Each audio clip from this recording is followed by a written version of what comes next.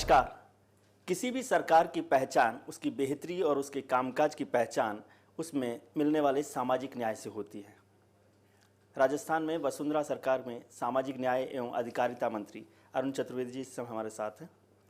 चतुर्वेदी जी, आपका बहुत बहुत स्वागत है फर्स्ट इंडिया पर और चक्रव्यूह में। बहुत अहम विभाग है क्योंकि सामाजिक न्याय से ही किसी भी सरकार की पहचान हो सकती है कि वो कितनी एक्टिव है।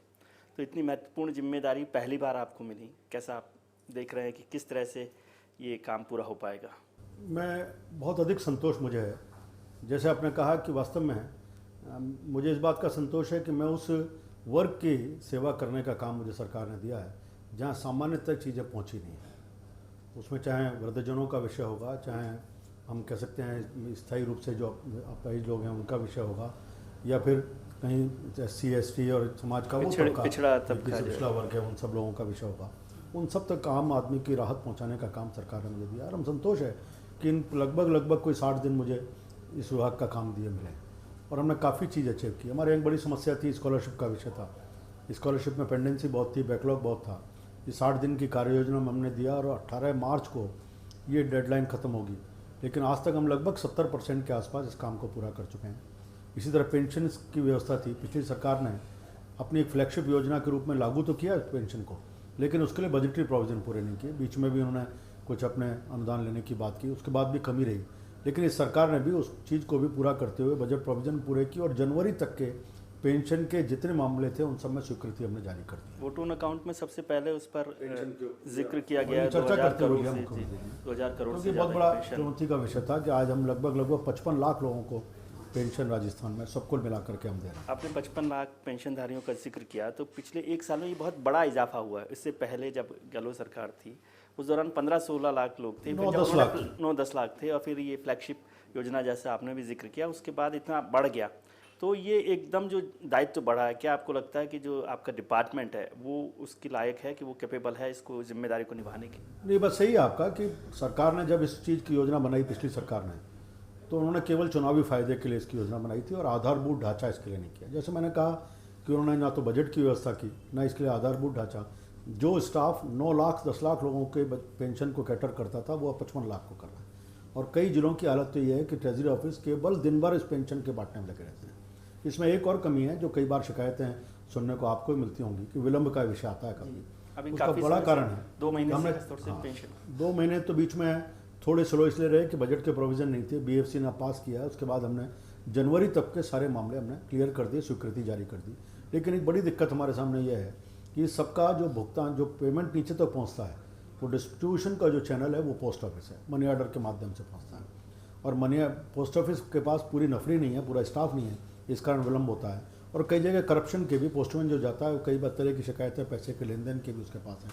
आगे चल के हमने तय किया कि इसको हम, जैसे आज मुख्यमंत्री जी ने कहा कि भामाशाह योजना के माध्यम से हम करेंगे। हमारा सोचना है कि हम बैंक अकाउंट खुला करके बैंक के थ्रू इन सबको पूरा प्रोसेस करके डिस्ट्रीब्यूट करने का काम करेंगे, क्योंकि ये बड़ी 2 फायदे हैं। एक तो जहाँ समय पर पहुँचेगा, दूसरा ट्रांसपेरेंसी रहेगी, कहाँ किसके कारण से किस ऑफिस में कहीं डिले हुआ है, ये भी एक चीज़ सामने आएगी। और कोई भी पेंशन होल्डर जो बेनिफिशियरी है वो कहीं भी लॉगिन करके अपनी चीज़ को देख सकता है कि मेरी फाइल कहाँ रखी हुई है और किस कारण से डिले हो रही है। ये कारण है तुम्हारा। इसमें एक और फायदा भी आपको हो सकता है कि करीब मुझे जो जानकारी है कि 120 करोड़ रुपए आप कमीशन के तौर पर भी 125 करोड़ रुपए डाक विभाग को दे रहे हैं, पोस्टल विभाग 5% जो जाती है 500। और मनी ऑर्डर पहुंचना, उसका वक्त लगना और उसमें भी उसको लेना, वो भी एक करप्शन का जो हिस्सा है। बिल्कुल आपने सही कहा कि 125 करोड़ रुपए बचाएंगे विलम्ब को भी, और उसमें कुछ जो कहीं छोटी मोटी अन्यथा शिकायतें मिलती हैं उनको भी हम रोकने में सफल हो पाएंगे। सामाजिक अधिकारिता विभाग का, न्याय विभाग का जो एक और हिस्सा है कि जो दलित पिछड़े लोग हैं, खासतौर से आपके पास जो छात्रावास हैं, केंद्र बने हुए हैं, वो सबसे पिछड़े हुए हैं या करप्शन का एक बड़ा हिस्सा बना हुआ है और किसी की नज़र उस पर जाती नहीं है? नहीं, हमने, आपकी बात सही है कि लंबे समय से इनके बारे में शिकायतें इसी तरह की हैं। उसका भी हम प्रोसेस शुरू किया है। 2 तरह के, एक तो मॉनिटरिंग को और सुपरविजन के काम को हमने स्ट्रेंथन करने का किया है।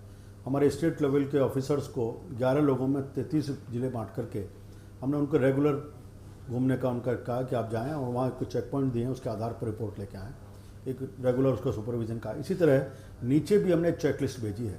उस चेकलिस्ट के बेस पर रेगुलर 15 दिन में 20 दिन में उनकी वेबसाइट पे एक पोर्टल बना दिया, उसके ऊपर इन्फॉर्मेशन आती है और उसके आधार पर हमने ग्रेडिंग शुरू की है। एक बड़ी दिक्कत हमारे यहाँ ये है कि जितने भी हमारे ये हॉस्टल्स चलते हैं इन हॉस्टल्स में मेंटेनेंस का काम पीडब्ल्यूडी करती है। बहुत बड़ी दिक्कत है कि पीडब्ल्यूडी को पैसा भी दे दिया, समय पर रिक्वेशन भेजी है, लेकिन वहाँ से काम समय पर पूरा नहीं होता। कुछ जैसे जानते हैं कि सिस्टम की कमी है कि नई बिल्डिंग्स बनी हैं, नई बिल्डिंग्स बनने के बाद भी 2 साल 3 साल के बाद भी उनकी हालतें बिल्डिंग्स की जर्जर हो चुकी है। अभी भरतपुर में ही कैबिनेट की मीटिंग में मैं तय किया है, इन सब के लिए स्पेशल टीम बना करके इन सब काम पूरी तरह से जांच कराएंगे और जहां जो व्यक्ति जिम्मेदार है उसके खिलाफ एक्शन हम इनिशिएट करेंगे। कुछ चीज़ों को हमने इम्प्रूव किया है। अभी तक हम पहले कुछ कम पैसे देते थे, अब 1250 रुपये खाने और रखरखाव के ऊपर, खाने के ऊपर, फूड के ऊपर हम 1250 रुपये का हमने तय किया है। आगे हम कोशिश करेंगे इसको और बढ़ाएं, क्योंकि महंगाई बढ़ी है तो उनका लिविंग स्टैंडर्ड बढ़े, इसकी आवश्यकता है। एक देखने में आया जब मैं घूमा तो कुछ हॉस्टल्स में हमने विजिट किया तो एक चीज़ देखी कि इस बैकग्राउंड के बाद भी कई बच्चे बहुत अच्छा परफॉर्म कर रहे हैं। मैं पाली के एक हॉस्टल में गया, 5 बच्चों से मिला और पाँचों बच्चे 60% से लेकर के 80% के मार्क्स पे थे।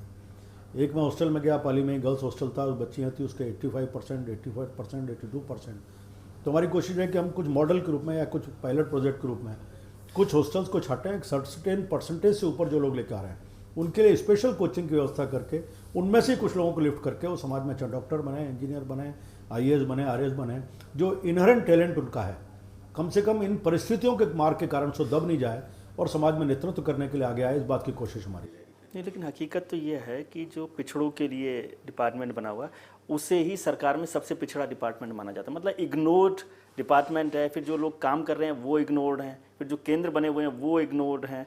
तो इसलिए ये इग्नोर्ड पूरा का पूरा एक पिछड़ापन का एक क्या कहना चाहिए सिंबल के तौर पर आपका बिल्कुल सही कहना है। मैं जब मंत्री बना तो मेरे मित्रों ने, सबने मेरे को यही कहा कि अरुण जी आपको बहुत ऐसा डिपार्टमेंट दे दिया, इसको कोई चार्ज नहीं लेना चाहता। लेकिन मैंने शुरुआत में कहा कि मुझे बहुत अधिक संतोष है कि मैं शुरुआत में आया और जिस प्रकार की टीम हमारे पास है उस टीम के आधार पर मुझे विश्वास है कि हम जो ये धारणा है उसको तोड़ते हुए एक अग्रिम विभाग के रूप में खड़ा करेंगे और वास्तव में सेवा करके कुछ अपलिफ्ट करने की कोशिश हमारी रहेगी और मैं सफल होऊंगा, ऐसा विश्वास मुझे। जैसे आपने जिक्र किया कि मित्र लोग कहते हैं, कुछ लोग कहते हैं कि हमेशा कोई मलाईदार डिपार्टमेंट या मंत्रालय नहीं मिला। क्या मतलब होता है इसका कि सामाजिक न्याय जैसा विभाग ना मिले, कोई मलाईदार विभाग? दुर्भाग्य से समाज में कुछ चीज़ें एस्टेब्लिश हो चुकी हैं और धारणाएं हैं और सामान्य रूप से माना जाता है कि राजनीति, मंत्रालय सब उसमें से कहीं ना कहीं मलाई लेने की बात ऐसी रहती है। लेकिन भारतीय जनता पार्टी का जैसे एक मोटे तौर पर हम जीरो टॉलरेंस पर करप्शन की बात हमने की है, मुख्यमंत्री जी का है, पार्टी की भी यही नीति है कि हम जीरो टॉलरेंस पर चलेंगे। और मैं देखता हूं कि ज़्यादातर हमारे जितने, मैं कह सकता हूं कि लगभग सब लोग इस मामले में हैं कि करप्शन फ्री हमें अपना काम करके देना है। तो मलाईदार की बात पुरानी थी, आज के समय में नहीं। आजकल परफॉर्मेंस बेस हो गई ऑडिट कि कौन कितना परफॉर्म करेगा उतनी समाज में छवि जाएगी और उसके बेस पे ही राजनीति में आगे बढ़ने की बात है।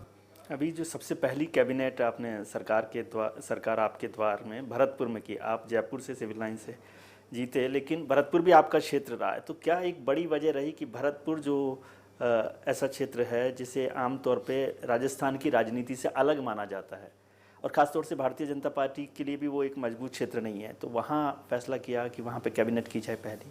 विजय जी, मैं कहना चाहूँगा कि पिछले 2003 से 8 के बीच में अगर थोड़ा अपन दृष्टि डालें तो ध्यान में आएगा कि 2003 से 8 के बीच में उस समय की बीजेपी की सरकार में वसुंधरा जी के नेतृत्व में हमने 15 अगस्त और 26 जनवरी 2 राष्ट्रीय पर्व हमने विभिन्न अलग अलग डिवीजन्स को बनाने का तय किया था और 3 दिन सरकार वहाँ रहती थी। उस समय भरतपुर रह गया था क्योंकि आचार संहिता लग गई थी, इसलिए शुरुआत भरतपुर से की और अच्छे परिणाम बहुत अच्छे है विभाग। मैं इसको नहीं मानता, मैं बीजेपी की दृष्टि से नहीं, मैं अब किसी लोकसभा चुनावों को ध्यान में रखते हुए कि धौलपुर, करौली, मैं अब सहमत नहीं हूँ आप बात से। किसी समय आपकी बात ठीक थी कि भरतपुर का एक पूर्वी राजस्थान का जो पूर्वी क्षेत्र है वहाँ भारतीय जनता पार्टी कमजोर रहती थी, कांग्रेस का स्ट्रॉन्ग होल्ड था। लेकिन पिछले कई चुनावों से देखेंगे, पिछली बार भी हम 7 में से 6 हमारी थी, इस बार भी 7 में से 6 हमारी हैं। केवल धौलपुर और करौली में हमारी सीटें कम आई हैं, सवाई माधोपुर में 4 सीटें हमारी हैं। लेकिन ओवरऑल करके भारतीय जनता पार्टी का इम्पैक्ट बढ़ा है इन दोनों में और हम काफ़ी एक मजबूत दल के नाते से इन 4 जिलों में खड़े हैं। उसके 25 का हिस्सा, मिशन 25 में भी केवल करौली जो संसदीय केवल एक सीट जो है केवल एक कमजोर सीट है बीजेपी, केवल एक सीट पे हम असेंबली इलेक्शन में परफॉर्मेंस में पीछे रहे। सीट कमजोर नहीं है, मेरा विश्वास है कि इस सीट पर लोकसभा हम जीतेंगे। भरतपुर में हम सबसे कांग्रेस से काफ़ी आगे हैं और इसी प्रकार देखें तो हम सवाई माधोपुर और टोंक में भी मैक्सिमम सीटें भारतीय जनता पार्टी के पास है। मुझे लगता है कि इन तीनों सीटों के ऊपर भारतीय जनता पार्टी जीत के आएगी, ऐसा मुझे विश्वास होता है। जहाँ तक इस पूरे से सरकार आपके द्वार कार्यक्रम का हम कहें तो इस बात का संतोष कर सकते हैं कि आज़ादी के बाद पहली बार कोई सरकार गांव तक गई, बिल्कुल बिल्कुल टेल पर पहुंच करके उस झोंपड़ी में जाकर के उसके सुख दुख को सुनाया। और उसमें भी एक विलक्षण चीज़ मैं कहूँगा कि राजनीतिक कार्यकर्ता तो फिर भी पॉलिटिकल अपने रीजन से कई बार जाता है, गाँव में सुनता है, और हमें हर 5 साल में अपने लाइसेंस को रिन्यू कराने के लिए जाना पड़ता है। लेकिन अच्छी बात यह है कि इस बार सीनियर ब्यूरोक्रेट्स, उसमें chief secretary, additional chief secretary, principal secretary, उस कैडर के ऑफिसर्स वो साथ में गए और जाकर के उन्होंने नीति का बनना और उसका इम्प्लीमेंटेशन ज़मीन पर कितना पहुंचता है, इस जीरो बेस के आधार पर उन्होंने देख करके आगे नीति के निर्धारण में, उसके इम्प्लीमेंटेशन के पार्ट में, और एक रोड मैप बना करके क्षेत्र का विकास कैसे हो, इसकी एक दिशा सामने आई है संकल्प। नहीं, लेकिन कुछ लोग कहते हैं कि ये तो जो पूरा है ये मिशन 25 का ही अपना एक हिस्सा है कि जब तक लोकसभा चुनाव है तब तक ही आपका पॉलिटिकल ड्रामा चलता रहेगा सरकार आपके द्वार तक का, फिर तो द्वार से आपकी सरकार तक, सरकार के द्वार तक भी कोई पहुंच जाए। जो ये कहते हैं, मैंने उनको याद दिलाने के लिए कहा है कि पिछली बीजेपी की सरकार में भी हम सब संभागों में गए, भरतपुर रह गया था इसलिए भरतपुर से शुरुआत की, और हम आगे लगातार और संभागों में भी जाएंगे और इसी चीज़ को, जो प्रक्रिया हमने शुरू की है, जो उस चीज़ सिस्टम को हम आगे तक। लेकिन उससे पहले अभी जो आपने योजना चलाई थी, जब मंत्री सुनवाई कर रहे थे, जन सुनवाई, तो वो आपने बीजेपी ऑफिस में चलाई। ये मंत्री बीजेपी के लिए ही बनाए थे आपने? नहीं, उसमें 2 चीज़ें, हमारा कार्यकर्ता भी हमारे लिए चीज़ें, हर एमएलए और हर इसका हमने एक सुगम पोर्टल शुरू किया है, उस पर सब सुनवाई का मतलब तो होता है कि जनता के लिए दो विषय हमने कहा कि हर मंत्री विधायक अपने सबकी सुनवाई करेगा। बीजेपी कार्यालय में हमारा कार्यकर्ता अपने विषयों को लेकर आएगा, और वो भी लाएगा तो उसका व्यक्तिगत विषय नहीं, वो लेकर आएगा तो जनता के विषयों को लाएगा।